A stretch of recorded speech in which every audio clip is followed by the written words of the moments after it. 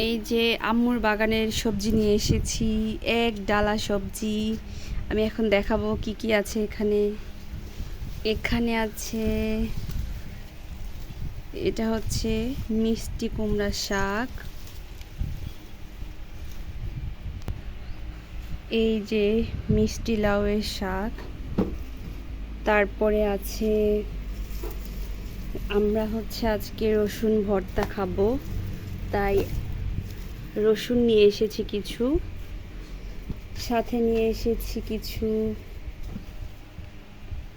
এই যে মিষ্টি কুমড়ার ফুল। আজকে আমরা মিষ্টি কুমড়া ফুলের পাকোড়া বানাবো। সাথে 2-3টা বেগুন হয়েছিল গাছে, সেটাও নিয়ে এসেছি সাথে করে। আর কিছু পেঁয়াজের পাতা নিয়ে এসেছি, আজকে তরকারিতে পেঁয়াজের পাতা মিক্সড করে দিব, অনেক টেস্টি হয়। সাথে এসেছে কিছু টমেটো নিয়ে এসেছি, একেবারে দেশি টমেটো, গার্ডেন ফ্রেশ সব কিছু আজকে আমরা নিয়ে এসেছি।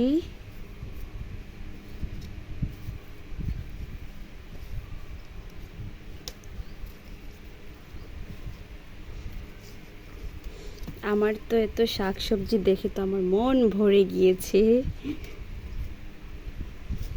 এই যে সব কিছু একেবারে গার্ডেন ফ্রেশ।